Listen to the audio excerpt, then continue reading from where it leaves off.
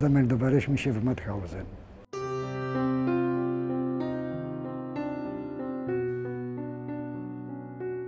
Zostaliście skreśleni z życia, jesteście numerami. 93 574. Mój.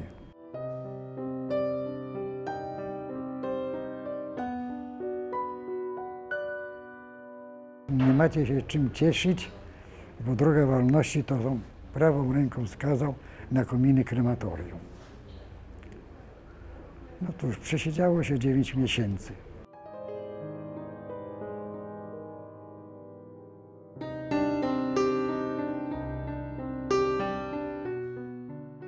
W Mauthausen na otwartym pomieszczeniu, to już był listopad, wykąpano nas w zimnej wodzie, dano nam pasiaki nowe, ale nie było kompletu. Dostaliśmy tylko koszulę i kalesony i trepy, bo zabrakło rzekomo dalszych części. Następny dzień po przybyciu, nieprawda, tak nie wiedzą, co mają z nami robić, my też nie wiemy, co mają z nami robić, no to wysyłają nas na słynną, proszę Ciebie, pracę karnej kompanii Mauthausen, czyli na trepy śmierci, nieprawda? Gdzie na nosiłkach z drewna nosi się kamienie. Znana jest z tego, że szefowie po lewej stronie tych schodów, jak tam pchniecie, to ty spadasz tam w przepaść, a mało tego ten kamień z nosiłek z tyłu spada do tyłu i tam rani twojego kolegę, który spada po tych stromych schodach, w tym także dość dużo zabitych przy każdym takim marszu, dniu. Schody śmierci. Najgorsze zagrożenie. Jak szło się na dół po schodach, to po prawej stronie była skała, do dziś dnia jest. To wszyscy, a piątkami się szło. To każdy myślał, żeby iść przy skale. Bo jak szło się po drugiej stronie, to korzystało się, że może człowiek spadochroniarzem zostać. Się wpadało do wody, nie ma cudu. Dlaczego spadochroniarzy? Taka była mowa między nami. Bo się leciało to 20 parę metrów, tylko bez spadochronu. No i taka, uważaj, żebyś nie został spadochroniarzem.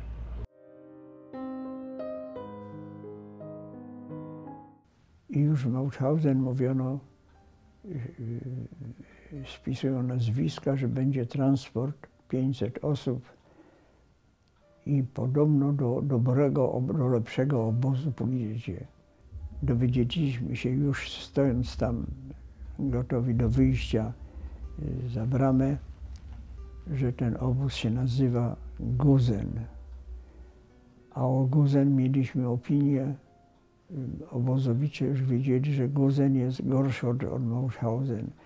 Pognano nas marszem do podobozu, który był większy od Mauthausen, do tak zwanego Gusen. Gusen 1 to jest około 5 kilometrów marszu.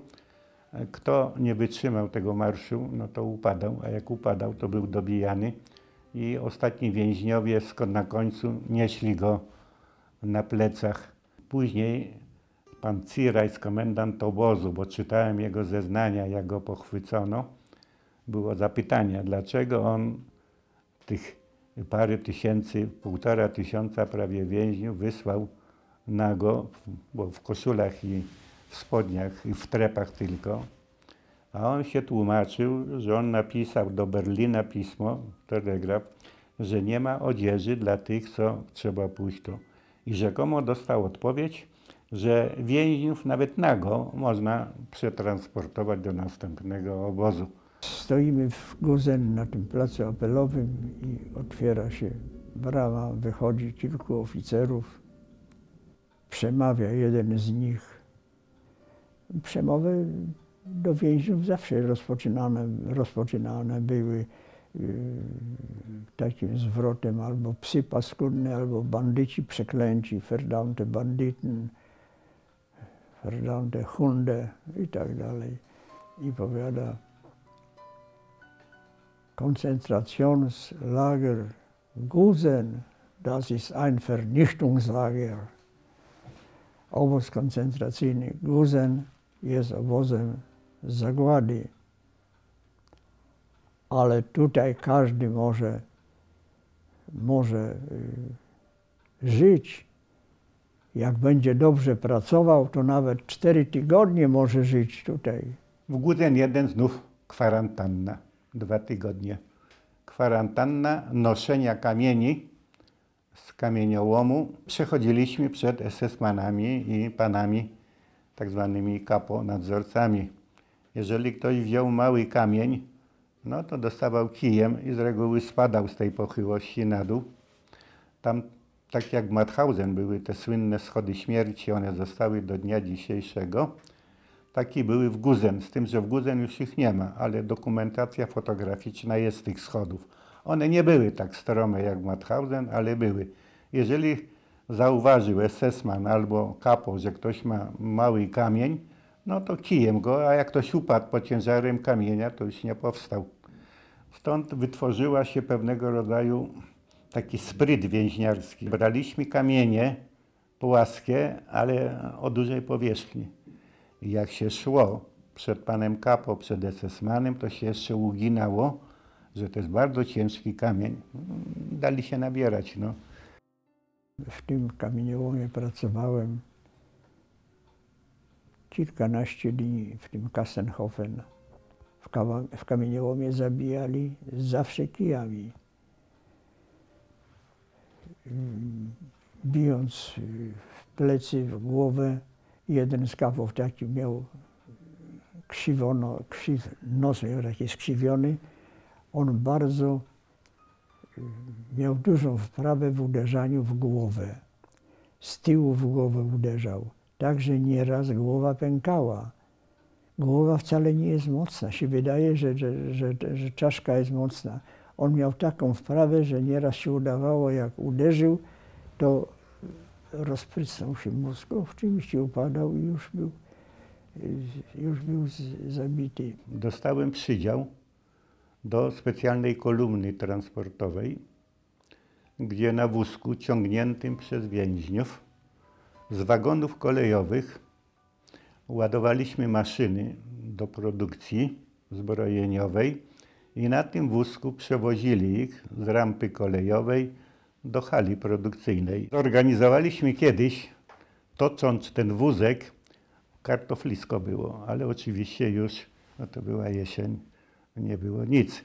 No ale chłopaki tam gdzieś pogrzebali i znaleźli jeszcze kilkanaście ziemniaków, które zostały. Myśmy ulokowali ich, nanizanych na sznurek w piecu. Wysoki piec, wysoki, opalany trocinami. Po przywiezieniu tych maszyn i złożeniu ich na tej hali, wszyscy mówią, idź, zobacz, czy te ziemniaki już się tam upiekły. Ja idąc musiałem przejść obok stolika, gdzie siedziało 2 SS-manów nadzorujących całą halę, bo te maszyny ustawiali cywilni pracownicy. I przechodząc koło nich należało mieć ręce przyciśnięte do bioder, należało zdjąć czapkę i nie patrząc się na nich, krokiem marszowym iść. Taka była reguła. Ja oczywiście tak wykonałem i jak przeszedłem stolik, zostałem zawrócony. To było nieprawidłowe przejście. No więc ja jeszcze raz odszedłem i szedłem i jak już przechodziłem stolik, to jeden z nich wysunął nogę. No potknąłem się o tą nogę, ale stanąłem. Wstał jeden z nich i uderzył mnie. Ja się zachwiałem, ale stanąłem. A ten drugi mówi, ty nie wiesz, jak się bije. Podszedł do mnie, jak mi otwartą dłonią uderzył, jak długi od ciosu, to się przewróciłem. No i oni przestali się mną interesować. Ja wstałem, ale zanim wstałem, to w głowie myśl, cholera, te ziemniaki to chyba już się spaliły. To o czym to dowodzi? Że głód był ponad wszystko.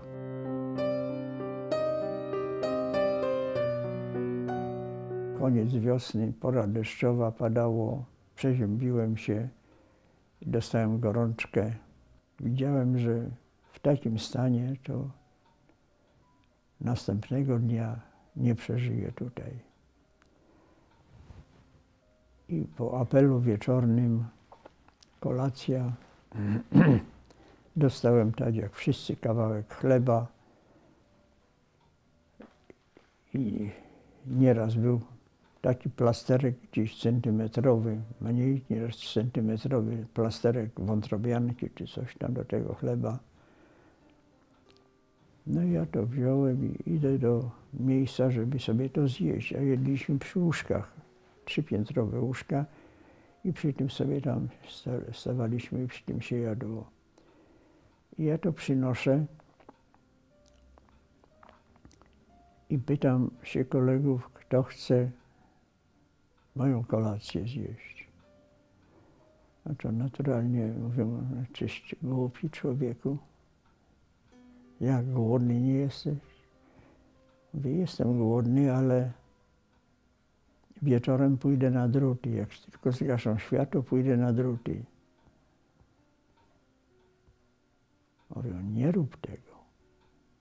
Kiedy ja chcę mieć śmierć krótką, pójdę na druty, to strzelają z tych stanowisk za drutami, są z tych wieżyczek. Dostanę pocisk i będę miał krótką śmierć. Mówią, niekoniecznie. Jak dostaniesz w czapę albo w klatę, czapę to znaczy głowę, albo w klatę to w piersi, to będziesz miał krótszą śmierć. Ale jak dostaniesz w bebech, to będziesz kilka godzin leżał i cię będzie bolało, zanim się wykrwawisz, to cię będzie bolało i będziesz cierpiał. Lepiej zjedz tą kolację. I rano zgłoś się, że jesteś chory do Blockschreibera, do pisarza blokowego, to cię zaprowadzą na rewir. Rewir to znaczy baraki kilka baraków dla chorych. Kto był chory, to tam skierowywali i mógł kilka dni poleżeć.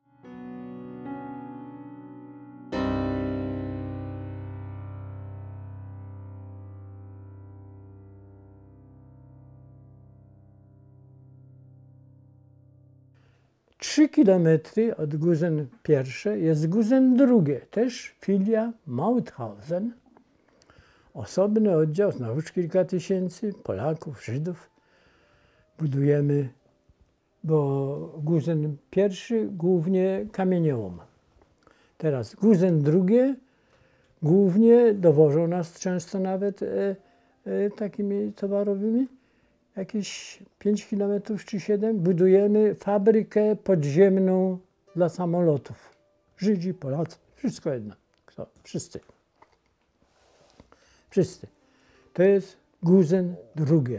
Więźniowie w takim masywie skalnym wydrążyli korytarze o długości 80 kilometrów. Profil tych korytarzy był taki, że samochód ciężarowy mógł swobodnie wjechać i pociąg.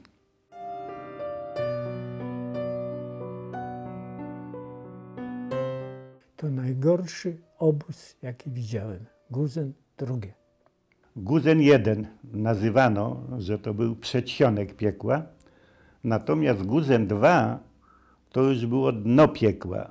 I nawet ci, co swoje wspomnienia drukowali, że oni z Gusen II chętnie by powrócili do Auschwitz. Takie było porównanie warunków bycia w Gusen I i w Gusen II.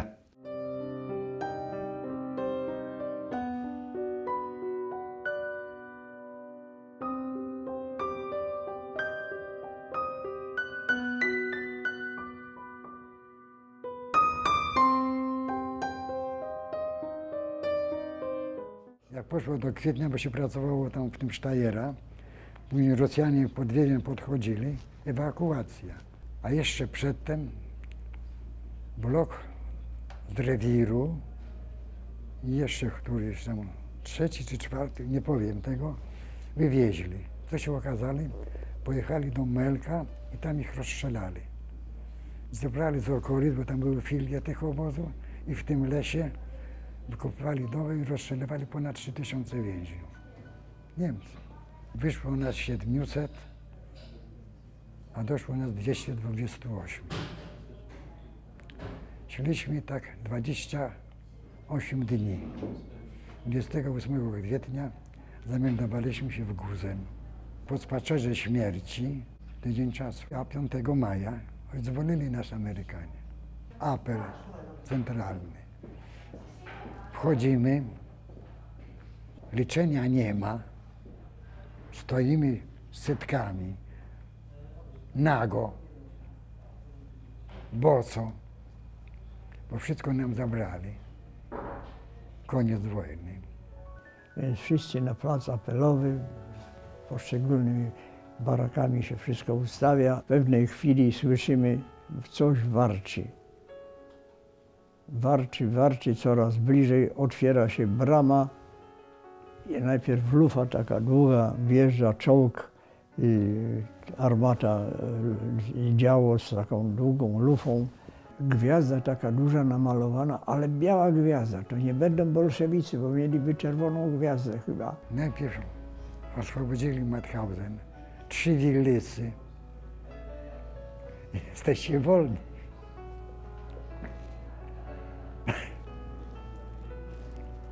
I pojechali w cholerę.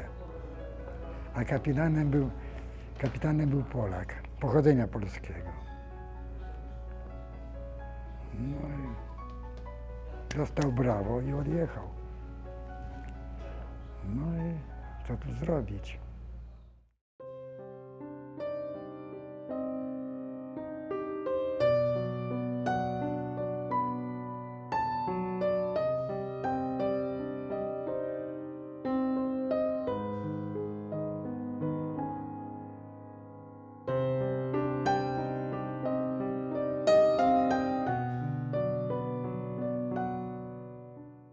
Na placu apelowym rozpoczęło się szukanie, tumult, szukanie tych zasłużonych. No to dziesiątki osób dostało za swoje, chociaż Polacy dosyć liberalnie zabijali przez uderzenia. Gorzej jak ci Rosjanie, Sowieci jak chwytali, no to za ręce i za nogi, dawaj. Jeśli kilkadziesiąt osób schwyci, chociaż po kawałku za ręce, bo tak rękę czy nogę tam wielu chwyci za to i na komendę pociągną, to rozrywają. W ten sposób nastąpiło to rozliczenie na końcu. A nie minęło jakieś trochę czasu, Rosjanie wozami tarają jedzenie, krowy, świnie na wozach. No, Rosjanie. Ja i z dużą grupą poszliśmy następnego dnia do Linzu, miasto Linz, które jest około 20 kilometrów od Guzen. I tam byliśmy przez parę tygodni.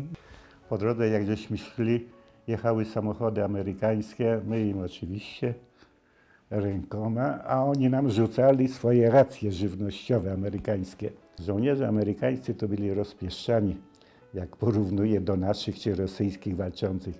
Oni mieli racje jednodniowe, 3-dniowe, 5-dniowe, tygodniowe, elegancko opakowano, wodostrzelna taka tekturka i rzucali nam takie racje dużo. No, myśmy te racje brali, to ja pamiętam, tam było wszystko. Konserwa, nożyk do konserwy, sucharki, papier toaletowy, papierosy, guma do rzucia.